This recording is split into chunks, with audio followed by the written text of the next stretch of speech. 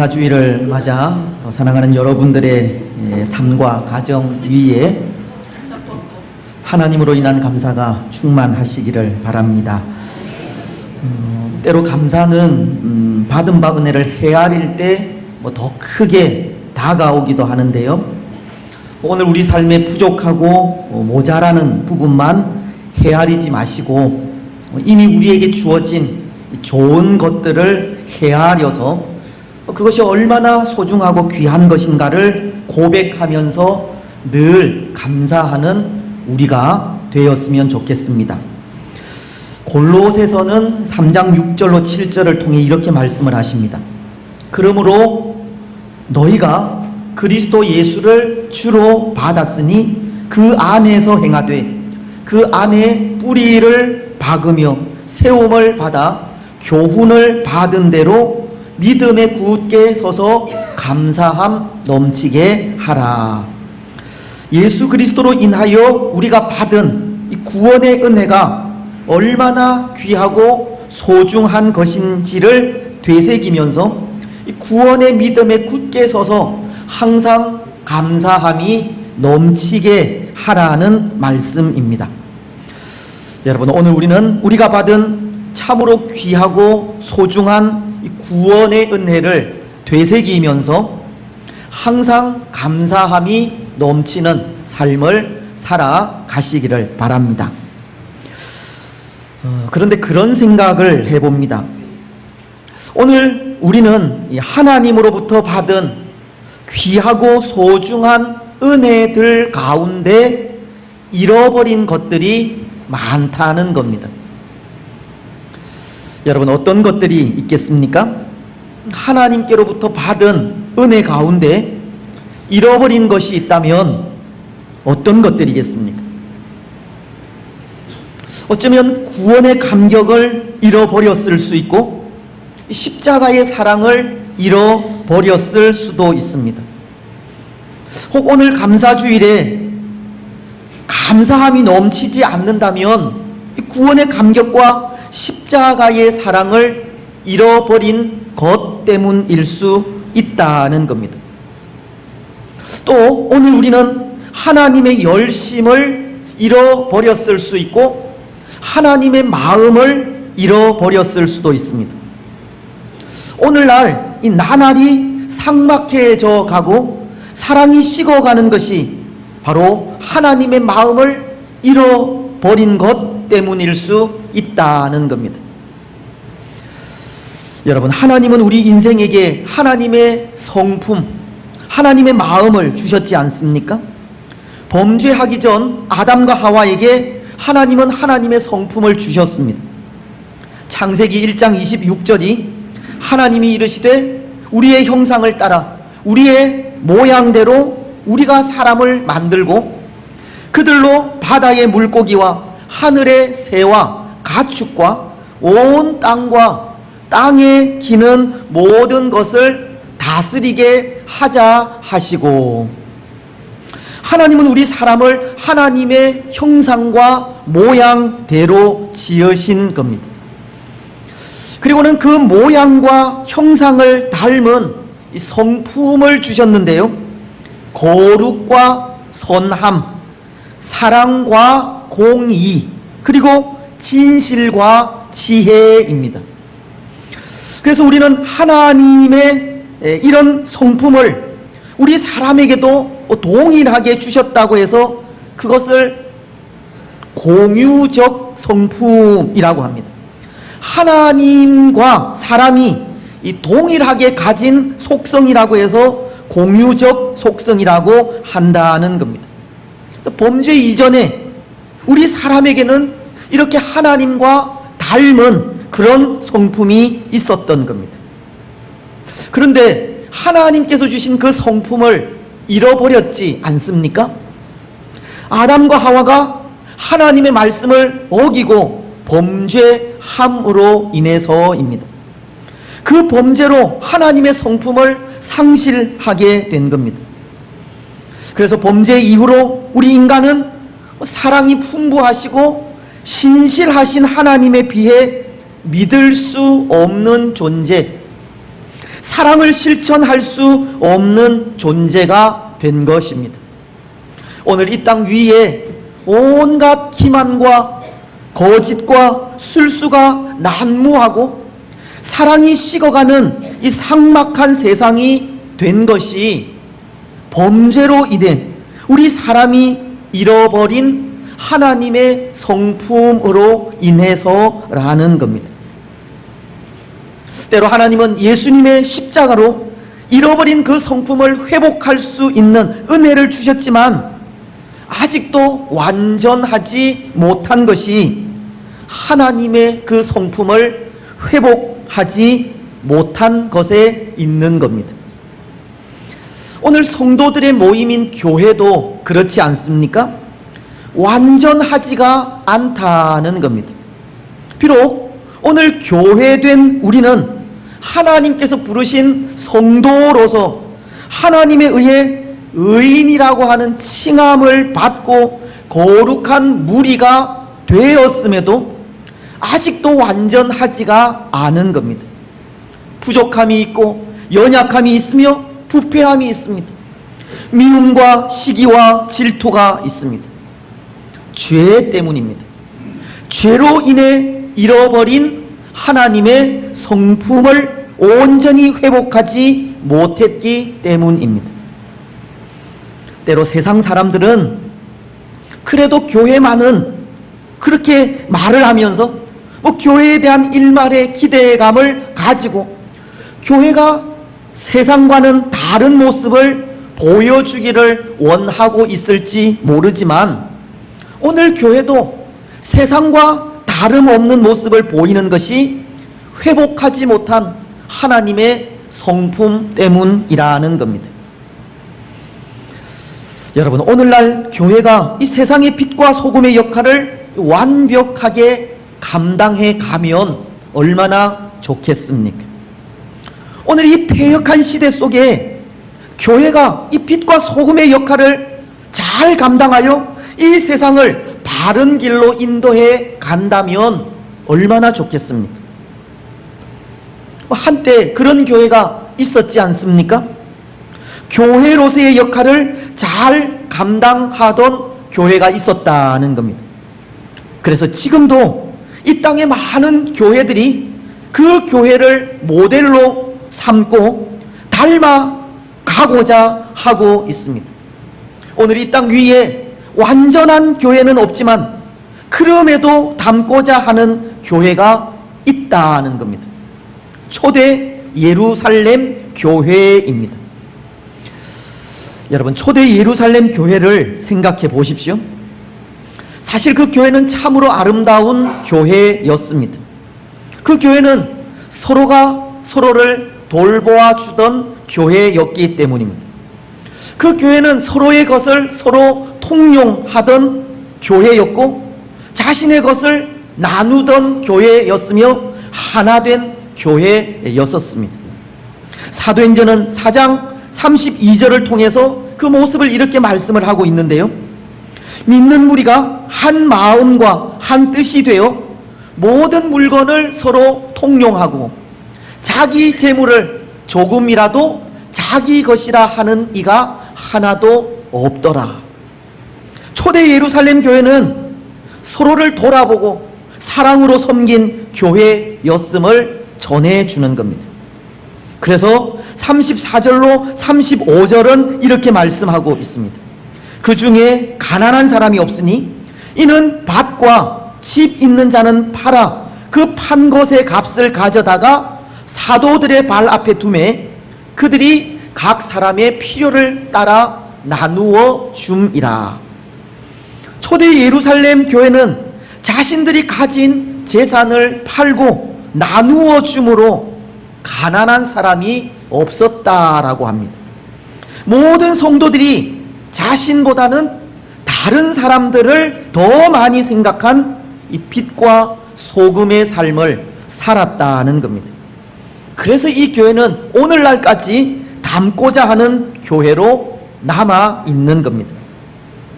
그런데 이 초대 예루살렘 교회가 가진 것이 많아서 자신들의 것을 그렇게 내어 놓았겠습니까? 어려움이 없어서 물건을 서로 통용하고 나누어 주었겠습니까? 그들 가운데 어려움이 없어서가 아니라 그들 삶의 형편이 좋아서가 아니라 그들 가운데에는 여전히 어려움이 있고 박해도 있었지만 그럼에도 그런 삶을 살게 된 것이 그들이 가진 구원의 충만한 은혜 때문이었습니다. 이 구원의 기쁨으로 인해 회복된 하나님의 마음 때문이었다는 겁니다. 사도행전 4장 33절은 이렇게 말씀하시지 않습니까? 사도들이 큰 권능으로 주 예수의 부활을 증언하니 무리가 큰 은혜를 받아. 그들은 사도들이 전하는 구원의 메시지의 은혜를 받아 그들 중에 가난한 사람이 없을 정도로 자신들의 물건을 내어놓고 서로 통용하게 되었다는 겁니다. 구원의 은혜로 말미암아 회복된 하나님의 성품이 그들로 하여금 빛과 소금의 삶을 살게 한 것입니다. 그렇습니다. 사랑하는 여러분, 오늘 우리에게도 이 구원의 은혜가 충만하시기를 바랍니다. 오늘 우리에게 구원의 은혜가 충만하여 그 은혜로 회복되어져야 할 것들이 회복되었으면 좋겠습니다. 구원의 은혜로 하나님의 사랑이 회복되고 구원의 은혜로 교회된 삶이 회복되어지며 구원의 은혜로 감사의 삶이 회복되었으면 좋겠습니다. 때로 우리가 처한 상황은 우리가 원하는 모습이 아니라 할지라도 우리가 받은 이 구원의 은혜에 하나님의 마음이 회복되어 그 마음으로 사랑과 베품과 감사의 삶을 살아가는 우리들이 되시기를 바랍니다. 그런데 여러분, 때로 오늘 이 땅 위에 많은 교회들이 초대 예루살렘 교회를 바라보면서 닮고자 하지만 초대 예루살렘 교회도 이 회복하지 못한 모습이 있었습니다. 잃어버린 하나님의 성품 중에 되찾지 못한 마음이 있었다는 겁니다. 초대 예루살렘 교회도 완전하지가 않았다는 것인데요. 여러분, 어떤 면에서이겠습니까? 초대 예루살렘 교회가 회복하지 못한 이 부족한 모습이 있다면 그것이 어떤 부분에서이겠습니까? 오늘 우리가 읽은 말씀을 통해서는 이방인들을 향한 사랑이 부족했음을 전해주고 있습니다. 다른 말로 하면 초대 예루살렘 교회는 선교의 사명이 부족했다는 겁니다. 그들은 오직 유대인들에게만 복음을 전하며 나아갔지 또 다른 민족, 또 다른 족속을 향해 나아가는 모습이 없었던 겁니다. 오늘 19절이 그것을 가르치고 있는데요. 우리 이 말씀을 함께 읽었으면 좋겠습니다. 시작. 그때에 스데반의 일로 일어난 환란으로 말미암아 흩어진 자들이 베니게와 구브로와 안디옥까지 이르러 유대인에게만 말씀을 전하는데, 사실 지금 초대 예루살렘 교회는 이 스데반의 일로 성도들이 예루살렘을 넘어 사마리아와 안디옥에게까지 이 흩어진 상태에 있습니다. 특히 오늘 말씀은 이 안디옥의 교회가 세워진 과정을 말씀하는 것으로, 이 안디옥은 당시 이 로마 제국의 식민지로서 로마와 알렉산드리아에 이어 로마 제국 내에서 이 세 번째로 큰 도시였는데요. 하나님은 스데반의 일을 통해 주의 성도들을 여기까지 흩어버리신 겁니다. 여기 스데반의 일이라고 하는 것은 사도행전 7장을 통해 이미 생각을 했지만 스데반의 순교를 의미합니다. 그때 스데반이 순교할 때 예루살렘 교회는 그 핍박을 피해서 이렇게 흩어지게 된 것입니다. 사도행전 8장 1절이 그것을 증거하고 있습니다. 사울은 그가 죽임당함을 마땅히 여기더라. 그날에 예루살렘에 있는 교회에 큰 박해가 있어 사도 외에는 다 유대와 사마리아 모든 땅으로 흩어지니라. 스데반의 순교와 교회에 대한 박해로 주의 성도들이 흩어져서 여기 이 안디옥까지 오게 되었다는 겁니다. 그런데 사실은 이 초대 예루살렘 교회가 이렇게 흩어지게 된 보이지 않는 이유가 있습니다. 이 눈에 보이는 이유는 이런 박해와 핍박으로 인해서이지만 눈에 보이지 않는 이유는 선교회의 사명이 부족했기 때문입니다. 이것은 다시 말씀을 드리면 유대인들의 유대인 사랑에 하나님은 이방인 사랑을 위해 교회를 흩어버리셨다는 겁니다. 예루살렘 교회가 유대인들만의 교회가 되는 것을 좋아하지 않으신 하나님께서 유대인이 아닌 이방인들에게도 복음을 전하게 하시려고 스데반을 순교하게 하신 것이고 교회의 핍박을 가하게 하신 것이라는 말입니다. 하나님께서 이방인들에게도 복음을 전하게 하시려고 예루살렘 교회를 흩어버리신 겁니다. 오늘 말씀은 바로 그 일을 말씀하고 있는 겁니다. 초대 예루살렘 교회가 선교회의 사명을 감당하지 못하자 하나님은 스데반의 순교를 통해 주의 성도들을 흩어져서 여기 안디옥까지 오게 되었다는 것을 말하는 겁니다. 바로 그것이 그때의 스데반의 일로 일어난 환란으로 말미암아 흩어진 자들이라고 하는 말입니다. 그런데 여러분, 유대인들은 아직도 하나님의 마음을 깨닫지 못하고 있습니다. 그들이 예루살렘을 떠나 여기 안디옥까지 오게 된 것이 이방인들에게도 복음을 전하게 하시려는 하나님의 마음인데요, 오늘 말씀은 유대인들이 그렇게 흩어져도 오직 유대인들에게만 복음을 전하고 있다는 것을 가르치기 때문입니다.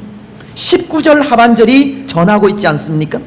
안디옥까지 이르러 유대인에게만 복음을 전하는데, 이 유대인들은 그럼에도 유대인들에게만 복음을 전하고 있는 겁니다.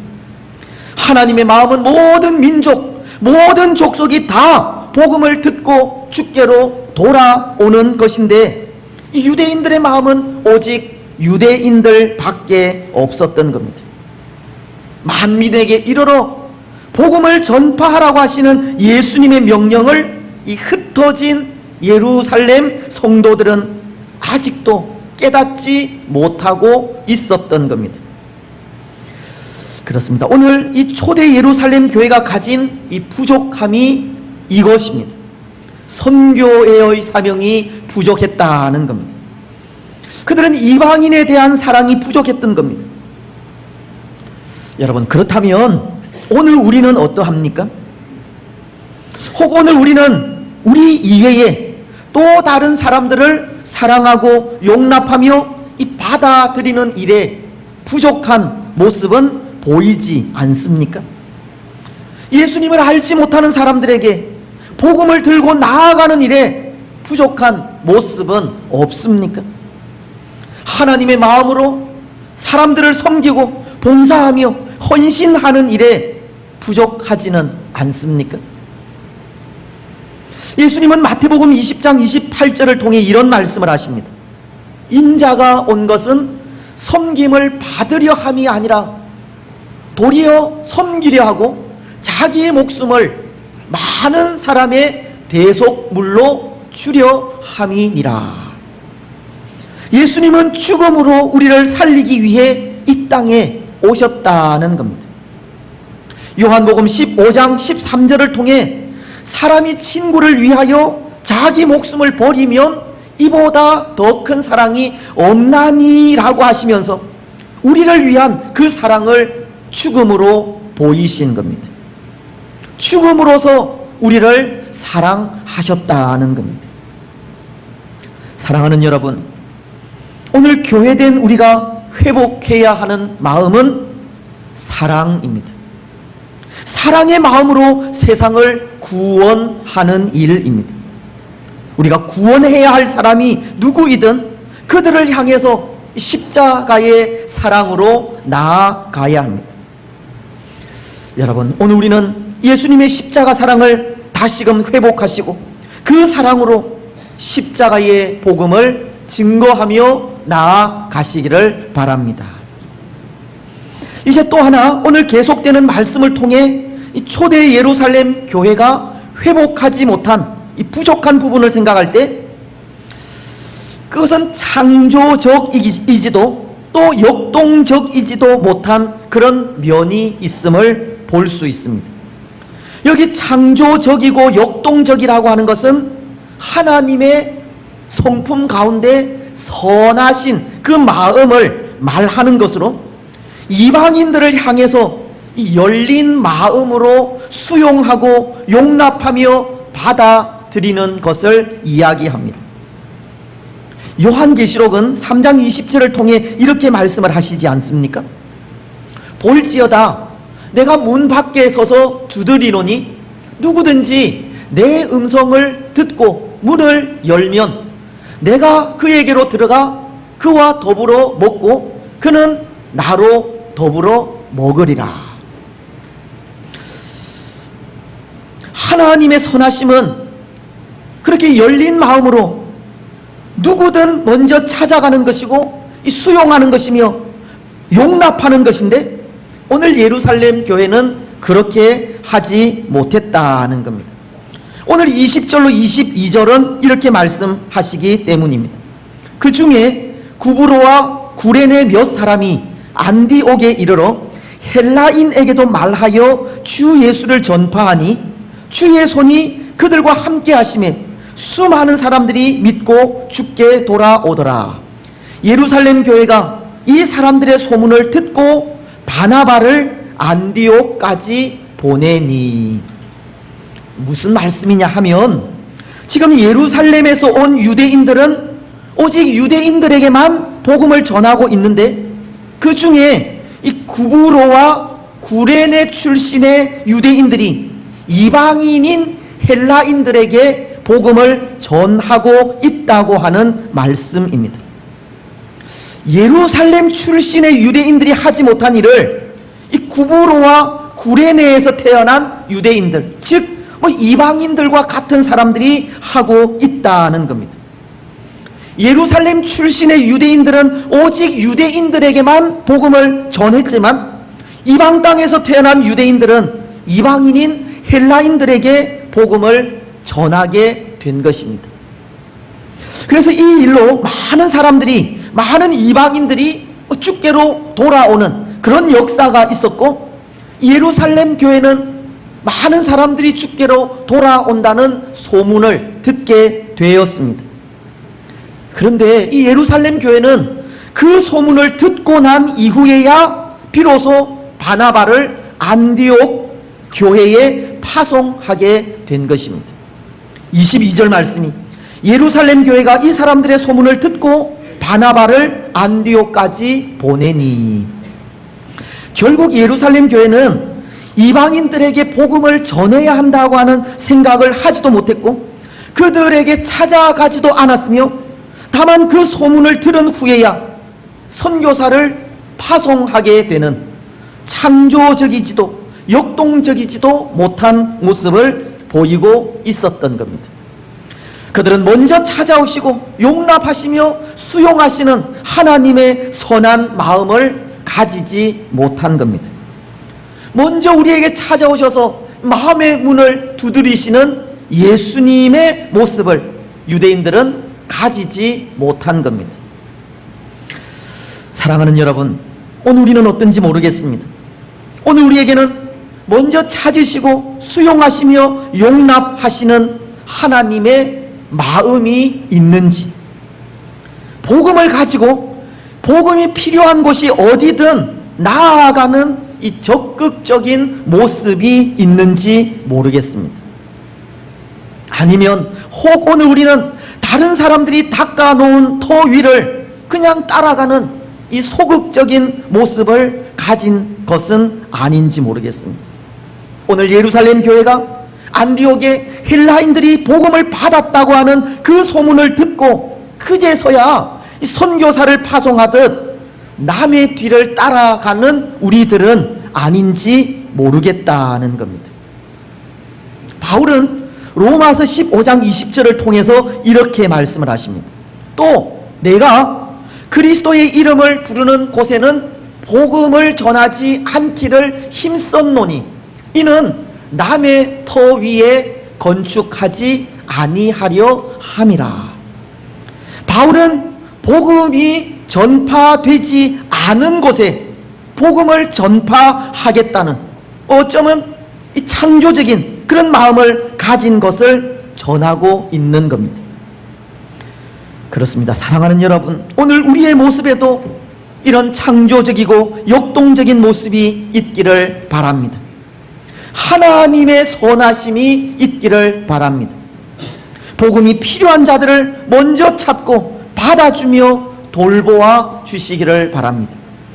복음이 필요한 곳이 어디든 먼저 나아가는 이 적극적인 우리들이 되시기를 바랍니다. 그래서 오늘 말씀에도 보면 이 안디옥 교회에 파송된 바나바가 그럼에도 하나님의 그 선한 마음을 가져서 이 당시로서는 잘 알려지지 않은 바울을 이 동력자로 불러서 함께 사역을 하게 되고, 바나바와 바울이 안디옥 교회를 맡아 사역할 때 교회는 이런 이름을 듣게 됩니다.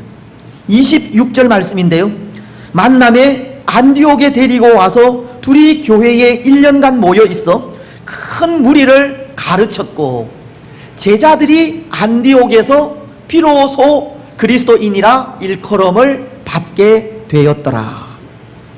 바나바가 마치 모험과도 같이 바울이라고 하는 당시 사람들이 두려워하는 인물을 받아들여 함께 사역하게 될 때 교회는 그리스도의 종이라고 하는 의미의 그리스도인이라고 하는 이름을 듣게 된 것입니다.